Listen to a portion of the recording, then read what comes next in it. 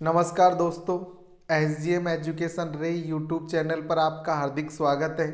जैसा कि दोस्तों आप सबको विदित है कि हम इस समय अपने इस चैनल पर पढ़ रहे हैं हिंदी साहित्य का इतिहास।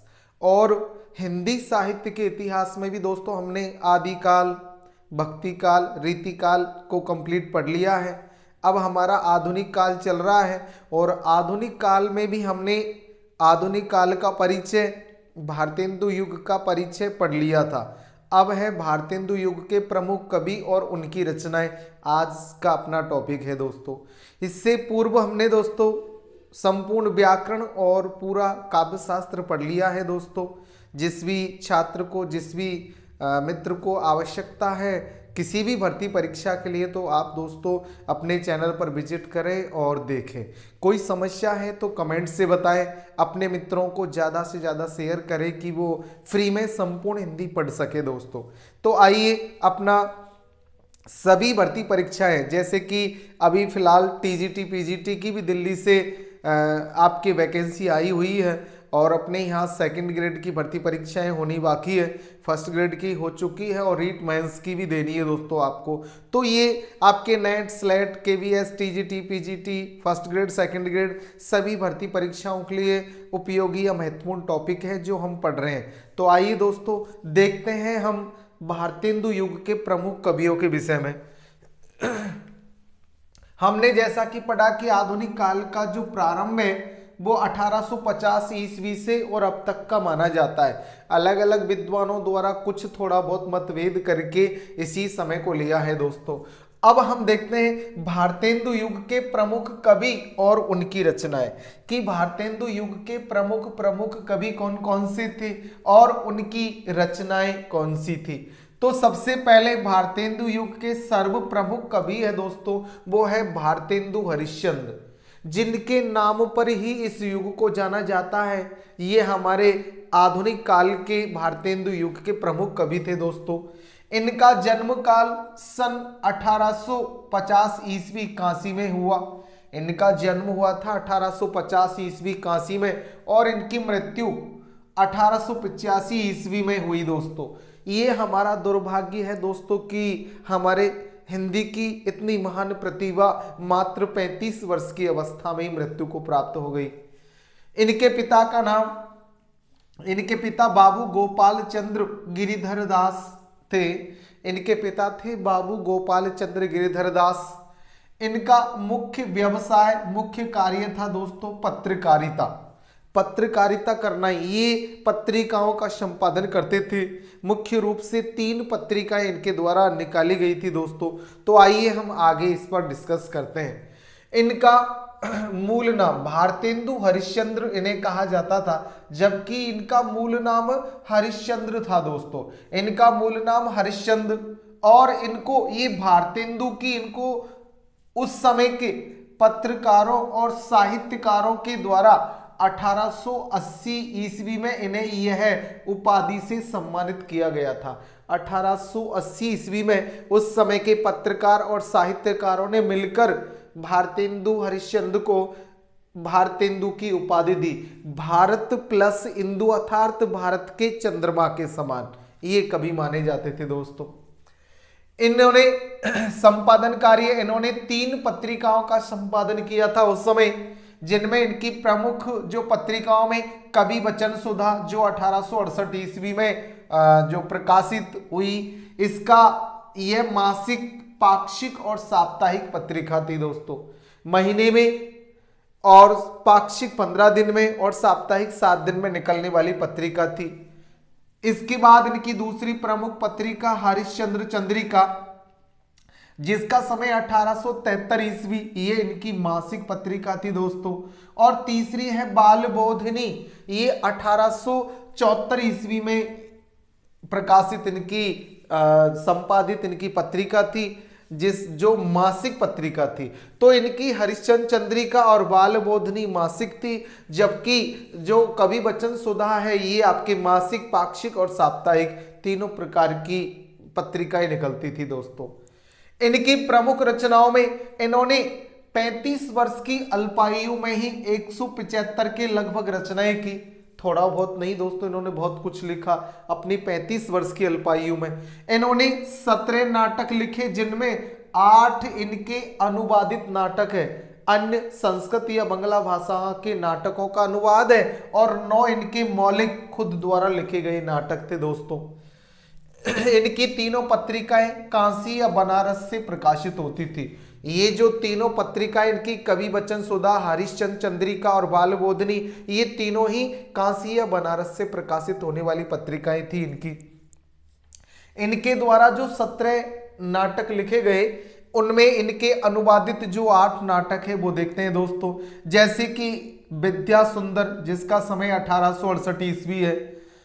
विद्या सुंदर नामक जो इनका नाटक था, इसका अनुवाद इन्होंने 1868 ईस्वी में किया। रत्नावली का भी 1868 ईस्वी में अनुवाद किया। पाखंड विडंबन का 1872 ईस्वी में अनुवाद किया। धनंजय विजय का 1873 ईस्वी में अनुवाद किया। कपूर मंजरी का 1875 ईस्वी में अनुवादित रचना है इनकी। और भारत जननी 1877 ईस्वी की अनुवादित रचना। मुद्रा राक्षस 1878 ईस्वी की, और दुर्लभ बंधु 1880 ईस्वी में अनुवादित इनकी रचनाएं थी।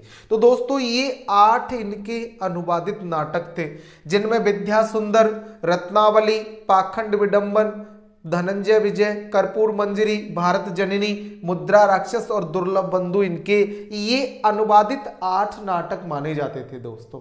और 9 जो इनके मौलिक नाटक थे वो देखिए, 9 मौलिक नाटकों में वेदिकी, हिंसा, हिंसा ने भवती। दोस्तों इनमें से कोई ना कोई प्रश्न रिपीट होता रहता है। जैसे कि अभी संस्कृत शिक्षा विभाग की जो आपकी फर्स्ट ग्रेड भर्ती परीक्षा हुई है, उसमें प्रश्न आया था, निम्न में से कौन सा नाटक भारतेंदु हरिश्चंद्र का मौलिक नहीं है। इस प्रकार आपके प्रश्न पूछा गया था।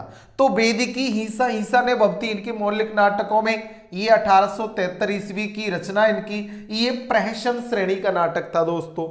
सत्य हरिश्चंद्र 1875 ईस्वी। श्री चंद्रावली नाटिका ये 1876 ईस्वी। विशस्य विषमौषधम 1876 ईस्वी, जो एक भाण प्रकृति का नाटक था दोस्तों। भारत दुर्दशा इनकी 1880 की रचना है। ये नाट्य कृति ये रासक प्रकृति की है। नील देवी 1881 ईस्वी, ये गीति रूपक है। और अंधेर नगरी 1881। प्रेम जोगिनी 1875 ईस्वी, ये नाटिका थी। और सती प्रताप 1883 ईस्वी, ये दोस्तों इनका गीति रूपक था। ये इनकी अधूरी रचना मानी जाती है। सती प्रताप इनकी अधूरी रचना मानी जाती है, जिसे राधा कृष्ण ने पूरा किया था दोस्तों। काव्यात्मक रचनाओं की कुल संख्या 17 मानी जाती है, जिनमें से कुछ प्रमुख रचनाओं की स्थिति हम यहां देखते हैं दोस्तों। इन्होंने काव्य जैसे 17 तो नाटक लिखे, और काव्यों की संख्या देखी जाए तो लगभग 70 इन्होंने काव्य रचनाएं लिखी। उनमें से कुछ प्रमुख के विषय में हम यहां चर्चा करेंगे दोस्तों। जैसे इनकी प्रबोधिनी रचना, प्रबोधिनी नामक जो इनकी कविता थी, वो विदेशी वस्तुओं के बहिष्कार की प्रत्यक्ष प्रेरणा देने वाली रचना है। विदेशी वस्तुओं के बहिष्कार को लेकर, स्वदेशी अपनाओ और विदेशी का बहिष्कार करो, इसको लेकर इनके द्वारा लिखी गई ये प्रबोधिनी नामक रचना थी दोस्तों। दूसरी रचनाओं में दशरथ विलाप और फूलों का गुच्छा, ये रचनाओं में इन्होंने ब्रज भाषा के स्थान पर खड़ी बोली हिंदी का प्रयोग किया था दोस्तों।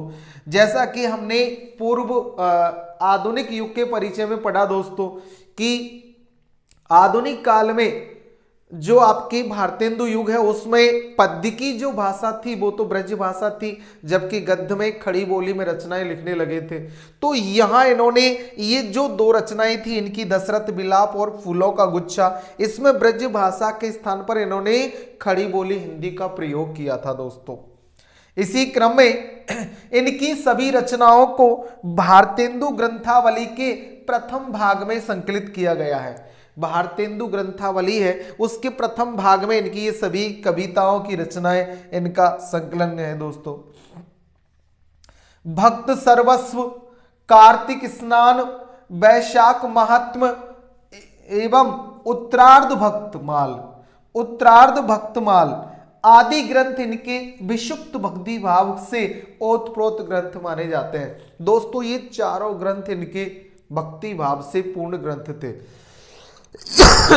अर्थात ये चारों ग्रंथों में भक्त सर्वस्व, कार्तिक स्नान, वैशाख महात्म्य और उत्तरार्ध भक्तमाल, भक्तमाल जो कि नावादास की है लेकिन उन्होंने उत्तरार्ध भक्तमाल नामक रचना लिखी, ये इनके विशुद्ध भक्ति भाव से ओतप्रोत ग्रंथ माने जाते हैं दोस्तों।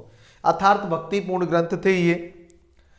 देवी छदम लीला, तन्मय लीला आदि में कृष्ण के विभिन्न रूपों को प्रस्तुत किया गया है। इन दोनों रचनाओं में इन्होंने भगवान श्री कृष्ण के जो अनेक रूप है उनका, जैसे लीलाधर रूप है उनका और उनका जो बाल रूप है आदि अनेक रूपों का, अनेक झांकियों का वर्णन है दोस्तों इसमें। इनके द्वारा लिखे गए उपन्यासों में हमीर हट, सुलोचना, रामलीला, शीलवती और सावित्री चरित्र, ये इनके 5 उपन्यास थे दोस्तों। हमीर हट, सुलोचना, रामलीला, शीलवती और सावित्री चरित्र, ये इनके प्रसिद्ध उस समय के उपन्यास है दोस्तों। दोस्तों भारतेंदु हरिश्चंद्र आधुनिक काल की ऐसी प्रतिभा थे दोस्तों जिन्होंने सभी विधाओं में लिखा। इन्होंने नाटक, उपन्यास, कहानियां और काव्य रचनाएं और कई सारी विषयों पर लिखा। जैसे कि इनके निबंध देखिए दोस्तों, इनके निबंधों में जैसे कुछ आप बीती कुछ जग बीती बड़ा ही प्रसिद्ध निबंधों में था। सबे जाति गोपाल की, मित्रता, सूर्योदय, जयदेव, बंग भाषा की कविता, ये इनके निबंध थे दोस्तों। कुछ आप बीती कुछ जग बीती और सबे जाति गोपाल की, मित्रता, सूर्योदय, जयदेव और बंग भाषा की कविता, ये इनके निबंध थे दोस्तों। इनके द्वारा कुछ इतिहास ग्रंथ भी लिखे गए थे, अर्थात इतिहास को आधार में लेकर भी उस समय इन्होंने कुछ रचनाएं लिखी। उनमें इनकी कश्मीर कुसुम और बादशाह बड़ी प्रसिद्ध रचनाएं रही दोस्तों।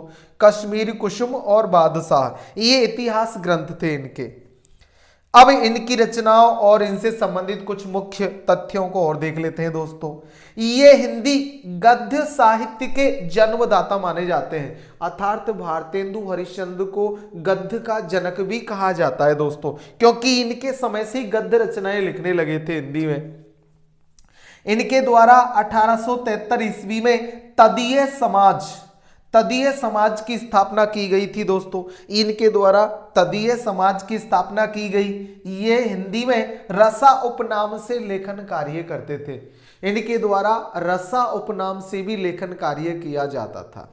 तो बड़े ही प्रखर बुद्धि वाले कवि थे हमारे भारतेंदु हरिश्चंद्र। ये 11 वर्ष की अवस्था में ही या अल्पायु में ही कविता लिखने लगे थे। जब ये 11 वर्ष के थे तभी से इन्होंने कविताएं लिखना आरंभ कर दिया था। इन्होंने वल्लभाचार्य द्वारा प्रवर्तित पुष्टि मार्ग में दीक्षा ग्रहण की। वल्लभाचार्य जो कृष्ण भक्ति काव्य धारा के श्रेष्ठ कवियों में गिने जाते हैं दोस्तों, वल्लभाचार्य जी, उनके द्वारा जो पुष्टि मार्ग की स्थापना की गई उसी से इन्होंने दीक्षा ग्रहण की थी। इनके द्वारा हिंदी लेखकों की समस्याओं का समाधान करने के लिए, समस्या पूर्ति के लिए कविता वर्धनी सभा की स्थापना की गई। कविता वर्धनी सभा की स्थापना की गई।